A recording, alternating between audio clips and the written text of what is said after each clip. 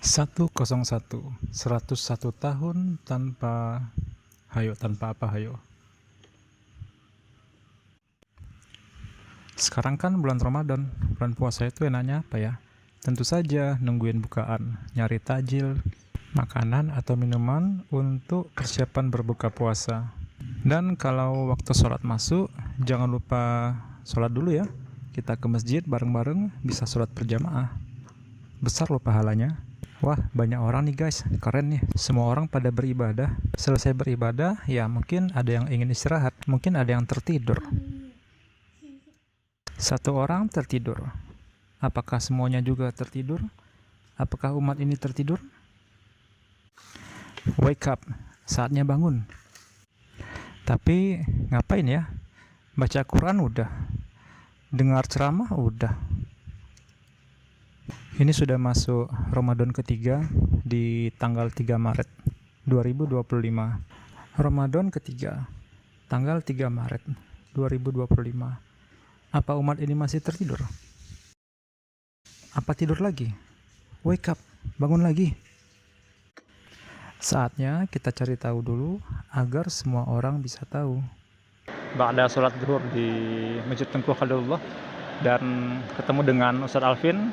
Kita sharing-sharing sebentar. Assalamualaikum Ustadz Alvin, apa kabar? Waalaikumsalam. Sehat nggak? Sehat, alhamdulillah. Ini pada mau bertanya nih kan, ini kan sudah masuk Ramadan hari ketiga Ustadz ya? Bertepatan nih 3 dengan 3 Maret nih kan. Jadi kira-kira 3 Maret ini momen apa sih? Atau mungkin ada informasi yang bisa kita ambil, bisa kita ketahui tentang 3 Maret ini, berhubung 3 Ramadan, 3 Maret. Kira-kira apa itu Ustaz? Jadi, sebetulnya berbicara 3 Maret, kalau kita lihat dari sisi peringatan hari-hari besar Islam, tidak ada yang istimewa. Tapi kalau kita lihat dari sejarah peradaban Islam, 3 Maret itu di mana suatu peristiwa besar yang terjadi, di mana pada saat itu yang menentukan nasib umat Islam di seluruh dunia tentunya. Tepatnya pada tanggal 3 Maret 1924 itu runtuhnya Daulah Khilafah Islam yang terakhir di Turki oleh Mustafa Kemal Atatürk yang merupakan agen Inggris yang merubah Turki Utsmani itu, khususnya Turki itu menjadi republik yang berasaskan sekularisme. Dimana sebelumnya sebelum 3 Maret itu bahwa kaum muslimin di seluruh dunia itu tidak mengenal negara-negara bangsa. Tidak ada itu, belum ada Palestina, kemudian Suriah, kemudian Pakistan dan sebagainya. Yang diketahui sebelum 3 Maret itu bahwa umat Islam itu adalah ummatan wahidan, umat yang satu di bawah naungan Daulah Islamiyah, dan runtuh terakhir tepatnya pada tanggal 3 Maret. Jadi kalau kita hitung waktu itu sudah 101 tahun ya. 101 tahun sejak runtuhnya Daulah Islam yang terakhir di Turki. Maka ini pelajaran kepada kita seluruh kaum muslimin bahwa memang umat Islam itu adalah umat yang satu, ummatan wahidah. Jadi sesungguhnya umat Islam itu tidak terpisahkan oleh sekat-sekat bangsa, nasionalisme. Tapi kita ini, apakah umat Islam di timur, di barat, ya, semua kita ini dipersatukan dalam naungan la ilaha illallah. Jadi umat Islam itu satu sebetulnya. Jadi kalau hari ini kita lihat penderitaan sebagian saudara-saudara kita seperti di Gaza, Palestina, kemudian di berbagai negeri kaum muslimin yang mereka itu notabene dizalimi oleh orang-orang kafir. Jadi karena memang sejak 3 Maret itu runtuh suatu tameng yang melindungi kaum muslimin itu, yang menjaga hak-hak kaum muslimin. Nah, sejak runtuhnya maka kemudian kaum muslimin itu di kota-kota, dipisah-pisah.